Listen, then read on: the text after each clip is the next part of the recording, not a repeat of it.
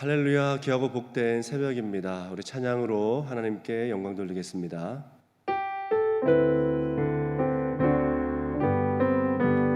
바다 같은 주의 사랑 내 맘속에 넘치네.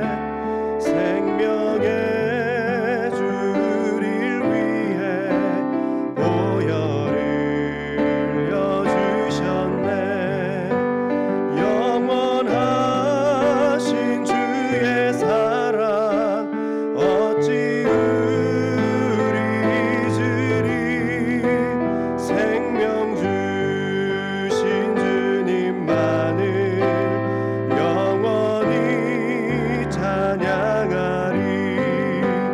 주 못 박힌 언덕 위에 생명의 문 열렸네. 깊고 넓은 은혜의 샘 강과 같이 흐르고 하나님의 자비하심 이 땅 위에 넘치네. 평강의 왕 주님 예수 세상 죄 구속했네. 하나님의 자비하심 이 땅 위에 넘치네. 평강의 왕 주님 예수 세상 죄 구속했네.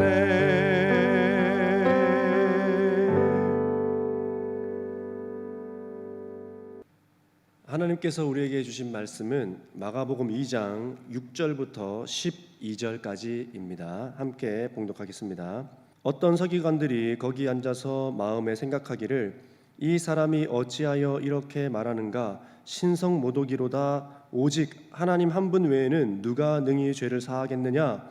그들이 속으로 이렇게 생각하는 줄을 예수께서 곧 중심에 아시고 이르시되 어찌하여 이것을 마음에 생각하느냐. 중풍병자에게 내 죄 사함을 받았느니라 하는 말과 일어나 내 상을 가지고 걸어가라 하는 말 중에서 어느 것이 쉽겠느냐. 그러나 인자가 땅에서 죄를 사하는 권세가 있는 줄을 너희로 알게 하려 하노라 하시고 중풍병자에게 말씀하시되 내가 내게 이르노니 일어나 내 상을 가지고 집으로 가라 하시니 그가 일어나 곧 상을 가지고 모든 사람 앞에서 나가거늘 그들이 다 놀라 하나님께 영광을 돌리며 이르되 우리가 이런 일을 도무지 보지 못하였다 하더라. 아멘.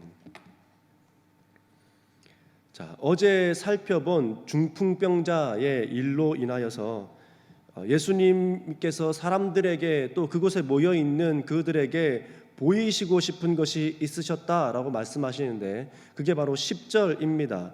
인자가 땅에서 죄를 사하는 권세가 있는 줄을 너희로 알게 하려 한다라는 것입니다. 예수님이 하나님의 아들로서 이 땅에 보냄을 받은 메시아임을 알려주고 있는 것입니다. 하나님께로부터 보냄을 받은 이 땅에 오신 메시아라는 것이죠. 하나님만이 하실 수 있는 죄를 사하는 권세를 예수님도 하나님과 같이 하실 수 있음을 보여주고 계십니다. 그러니까 이것은 이거예요. 예수님이 바로 하나님이라는 겁니다. 우리 성도님들은 예수님을 누구로 믿고 계십니까? 예수님을 어떤 분으로 보고 계신가요? 예수님을 믿는다는 것은 믿음이라는 단어가 가지고 있는 뜻을 우리가 먼저 알아야 되는데 믿음이라고 하는 말의 뜻은 이것입니다. 맡기다, 내어, 던지다, 의탁하다, 의뢰하다.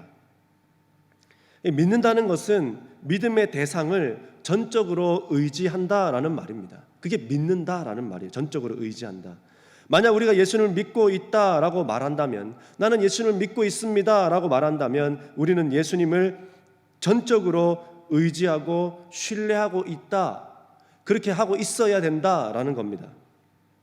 자, 전적 의지에서 나타날 수 없는 일들이 오늘 본문에 기록되고 있는데요, 6절부터 7절까지입니다. 서기관들이 거기 앉아서 마음에 생각하기를 이 사람이 어찌하여 이렇게 말하는가? 신성모독이로다. 오직 하나님 한 분 외에는 누가 능히 죄를 사하겠느냐? 이게 지금 전적 의지에서 나타날 수 없는 마음들, 행동들, 표현들인 것이죠. 하나님을 전적으로 의지했다면 이런 표현들, 이런 말들을 할 수가 없는 것입니다. 말씀이신 예수님을 향해서 신성모독이라 할 수 있는 자가 누구입니까? 말씀 자체이신 예수님을 향하여서 그는 신성모독이다라고 말할 수 있는 자가 누구예요? 예수님을 모르는 자들입니다. 전적 신뢰, 전적 의지를 하지 않는 자들이죠. 예수님이 누군지 모르니 저런 말들을 하는 겁니다. 나사렛 출신의 천민이, 나이도 30살밖에 되지 않은 젊은이가, 결혼도 하지 않은 삶의 순리도 모르는 주제에 사람들 좀 고친다고, 병 좀 낫게 한다고 감히 죄를 사해 주는가? 이렇게 생각하고 있는 거예요. 이들 종교인들은 철저하게 무엇으로 예수님을 판단하고 있다는 말입니까? 아주 비교되고 아주 대조적이에요. 이들은요, 오로지 보여지는 것으로 판단하고 있다는 겁니다. 그리고 생각의 한계와 이해의 한계가 이들을 구원의 자리로 가지 못하도록 막는 견고한 진이 되고 있는 겁니다. 그들이 보고 있는 이 시각, 자, 어떤 겁니까? 나사렛 출신의 천민이죠. 나이도 30살밖에 안 됐죠. 결혼도 하지 않았죠. 고작 해봤자 인기몰이나 하고 있는 병이나 좀 고쳐주는 그 정도 능력이라고 하는 그 생각에 딱 사로잡혀 이들을 예수님을 구원자로서 하나님의 아들로서 보는 것이 아니라 어떤 자로 봅니까? 신성모독하는 자로 지금 그냥 그렇게 보고 있다는 겁니다. 보여지는 것으로만, 보이는 것으로만 판단하고 있다라는 것이에요. 그러니까 지금 생각의 한계와 경험의 한계와 이해의 한계를 넘어서지 못하고 있는 거죠. 그러니까 내 경험의 한계와 내 이해의 한계에 묶여 있는 사람들은 구원의 자리까지 나아가지 못한다라는 거예요. 왜요? 내 경험과 이해가 견고한 진이 되어 있기 때문에. 중풍병자의 친구들은 인산인해의 견고한 진을 넘어서 예수님께로 나아갈 것을 우리는 어제 보았잖아요. 반면에 종교 지도자들, 이 사람들은 인간의 자기 자신이 가지고 있었던 그 인간의 한계, 이것을 그냥 전부로 받아들이고 예수님을 메시아로서가 아니라 그냥 용한 사람, 어떤 능력이 좀 있는 사람, 이 정도로 지금 바라보고 있는 것입니다. 그러니 구원의 자리까지는 나가지 못하는 거죠. 만약 종교 지도자들과 같이 예수님이 인간 예수였다면 이들의 주장이 옳았을 것입니다. 그러나 이 사건을 통해서 드러나는 것은 무엇입니까? 요한복음 1장 5절인데요. 빛이 어두움에 비치되 어둠이 깨닫지 못하더라. 이 종교 지도자들과 종교인들은 영적으로 어두움에 거하던 자다라는 사실은 이게 그냥 이것만 들통난 거예요. 이들이 말씀을 가르치는 자다. 이들은 말씀 안에 거하는 자다. 그들 스스로가 자타가 공인할 정도로 그렇게 이야기하였지만, 그러나 이 사건을 통해 뭐만 드러났습니까? 영적으로 어두운 자들, 영적 눈이 가리워진 자들, 영적 귀가 닫힌 자들, 영적인 것을 전혀 분별하지도 보지도 못하는 자들이라는 사실만 그냥 드러났다는 것입니다. 진리의 빛이 그들에게 비쳤음에도 불구하고 깨닫지 못하고 있는 거예요. 그러니까 어둠에 지금 사로잡혀 있다는 말입니다. 보아도 보지 못하는 거죠. 영적 무지가 가지고 오는 결과는 과히 상상을 초월합니다. 전혀 말씀을 깨닫지 못할 뿐만 아니라 만약 깨닫는다 하더라도 내 주관과 또 세상의 이치라고 하는 한계성 안에서 알게 되는 편협한 자기중심적 알에 불과한 것이에요. 영적인 귀와 영적인 눈이 없는 사람, 이 사람들은 깨닫기는 해도 그것은 어떻게 깨닫고 알게 되는 것이라는 겁니까? 내가 알고 있는 경험적 암, 나를 중심으로 한 편협적 깨달음에 불과하다는 겁니다. 믿음이 될 수가 없는 거죠.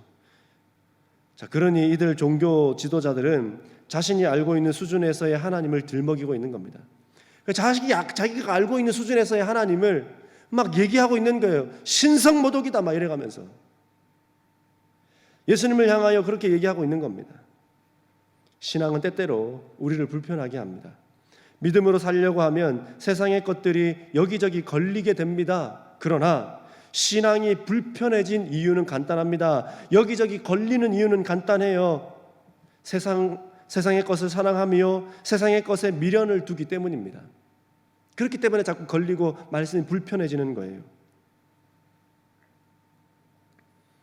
우리의 신앙이 불편한 신앙의 자리까지 가지 않기를 바랍니다. 우리의 믿음이 그 불편한 믿음의 자리까지 가지 않기를 바랍니다. 힘들고 고단한 신앙, 그런 믿음이 아니길 바라요. 자, 5절에서와 같이 예수님이 죄 사하는 권세가 있다는 이 말씀은 어떤 말씀입니까? 지금도 하나님과 같이 죄를 사해 줄 수 있는 권세가 예수님에게 있을 뿐만 아니라 더 넓게는 어떤 말씀을 지금 하시고 계신 거예요? 인류의 죄를 사하기 위하여서 오셨다는 것을 우리에게 말해주고 있는 겁니다. 메시아로서 오신 예수님, 인류의 죄를 담당하기 위해 오신 예수님, 예수님으로만 그 죄를 사할 수 있는 거잖아요. 예수님으로만 그 죄가 사해질 수 있는 거잖아요. 예수님으로만 하나님께 나아갈 수 있는 담력을 얻게 되는 거잖아요. 지금 그 얘기하고 있는 겁니다.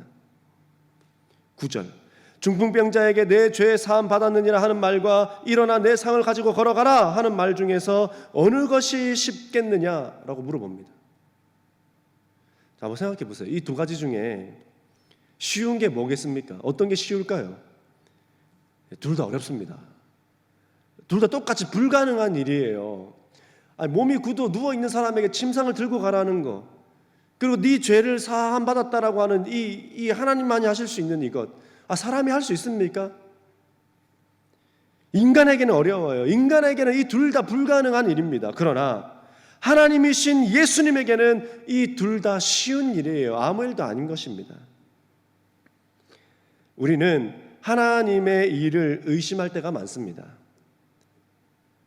과연 이 일이 될까? 이게 가능한 일일까? 기도하면서도 의심합니다. 기도하고도 믿지 않아요. 될 줄로 믿습니다 이래놓고 정문 열고 나가면, 또는 예배가 끝나고 나면 안 믿어요. 우리가 알고 있는 이야기인데 다시 한번 말씀드리겠습니다. 어느 시골에 가뭄이 극심해서 교인들이 다 같이 모여서 이제 하늘에서 좀 하나님 비를 좀 내렸으면 좋겠다라고 하는 마음을 가지고 기도회를 했답니다. 그 기도회를 하기 위해서 다 모여서 기도회를 막 했대요. 그리고 기도회가 딱 끝나고 난 이후에 비가 와장창 쏟아졌다는 겁니다. 사람들이 박수를 치고 환호성을 치며 하나님 앞에 감사와 영광을 돌렸어요. 근데 근심과 걱정이 생겼습니다. 왜요? 우산을 안 가져왔거든요. 아무도 우산을 가지고 오지 않았다는 거예요. 자, 그런데 그때 어떤 한 아이가 보란듯이 자벅자벅 걸어 나오더니 우산을 쫙 펴고는 그 빗길 사이로 가버렸다는 겁니다.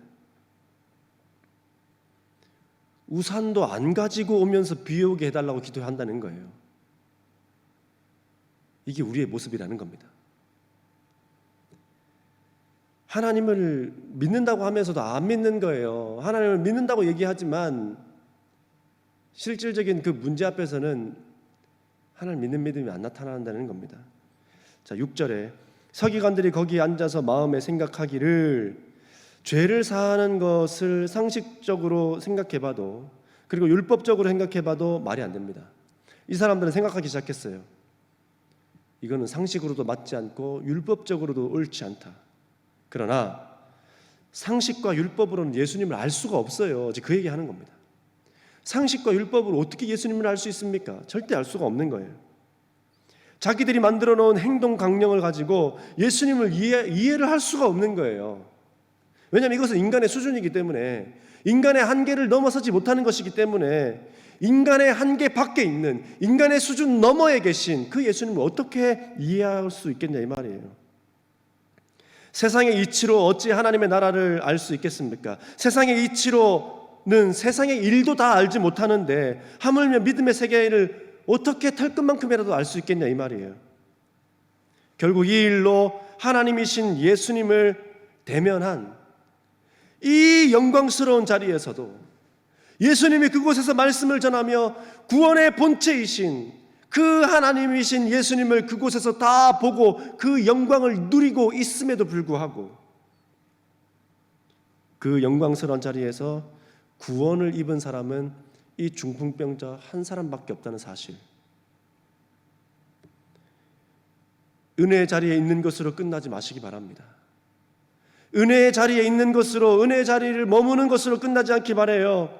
구원과 영광까지 받아 누리는 우리가 되기를 바랍니다. 12절, 그가 일어나 곧 상을 가지고 모든 사람 앞에 나가거늘 그들이 다 놀라 하나님께 영광을 돌리며 이르되 우리가 이 일을 도무지 보지 못하였더라. 자, 사건 초두에서 어떤 일들이 있었습니까? 침상이 이 병자를 메고 들어왔습니다. 침상이 이 병자를 들고 들어왔어요. 자, 근데 사건의 말미에서 어떻게 됐습니까? 이 병자가 침상을 들고 나가고 있습니다. 삐뚤어진 심사를 가졌던 종교 지도자들과 예수님의 이적을 보고 있는 사람들은 다 놀라고 있습니다. 자, 똑같은 본문 마태복음 9장 8절에 이렇게 말합니다. 두려워하며, 누가복음 5장 26절에 놀라고 심히 두려워하여 라고 진술하고 있습니다. 이런 일을 도무지 보지 못하였던 이 사람들에게 매우 안타까운 것이 있습니다. 이 엄청나고 역사적인 이 순간, 이 자리에 있는 이 사람들에게 매우 안타까운 사실이 하나가 있어요. 그것은 바로 이것입니다. 이 일을 통해 예수님을 하나님의 아들로서 죄를 사하는 권세를 가진 이로 보기는 했지만 더 이상 성경은 이들 중 누구도 추가로 죄 사함을 받았다든지 구원을 받았다든지 예수님을 믿기로 했다든지 하는 언급은 없다라는 거예요. 이 일을 도무지 보지 못하였더라. 그냥 그걸로 끝입니다. 두려워한 것으로 끝이에요. 놀란 것으로 끝이에요. 그 이상은 없는 것입니다. 12절로 우리가 끝나서는 안 됩니다. 사랑하는 성도님들, 우리가 12절로 끝나서는 안 돼요. 기적을 보는 것으로 끝나버리는 삶이 절대 되어서는 안 됩니다. 결국 구원의 자리에 있었음에도 구원을 받지 못하는 사람이 되어버린 이 사람들, 대단한 쇼는 보았지만 대단한 그 볼거리는 보고 놀라고 두려워했을지는 몰라도, 그래서 그 순간은 기뻤을지 몰라도 예수님과는 상관없는 삶의 자리로 돌아가 훗날 이 사람들이 뭐가 되었습니까? 예수님을 죽이는 데에 동원되는 인력으로 그냥 쓰이다 끝났습니다. 정말 씁쓸하지 않습니까? 예수님을, 그리고 신앙을, 믿음을 끝없이 비평하고 비난하는 종교인들이 단 한 분도 없기를 바랍니다. 그리고 예수님을 죽이는 자리에 쓰이는 인력이 아니라 예수님을 전적으로 신뢰하며 따르고 전하는 구원받은 하나님의 백성들로 살아내다 주의 부름을 받는 우리 모두가 되기를 바랍니다. 하나님의 은혜와 영광을 누리시는 우리 모두가 되기를 바랍니다. 기도하겠습니다. 좋으신 하나님, 우리의 삶이 믿는다 하지만 정말 믿고 있는지 돌아보게 하셔서 우리가 진실로 믿는 믿음의 사람들이 다 될 수 있도록 인도하여 주시옵소서. 이들이 놀라고 또 두려워하는 대단한 쇼는 보았지만 이들 중에 중풍병자 이외에 누구도 구원받았다, 예수를 믿기로 하였다 하는 자가 없었던 것처럼 우리 또한 그렇게 12절과 같이 끝나는 삶이 되지 않고 이후에 예수님을 죽이기로 모여드는 인력으로 쓰이다 끝나는 삶이 아니라 예수님을 믿고 전적 의지하고 신뢰하며 따를 뿐만 아니라 전하다 주의 부름 받을 때에 기쁨으로 주께 달려나가는 우리 모든 성도님들의 삶이 될 수 있도록 인도하여 주시옵소서. 감사함을 드리며 살아계신 예수님의 이름으로 기도드립니다. 아멘.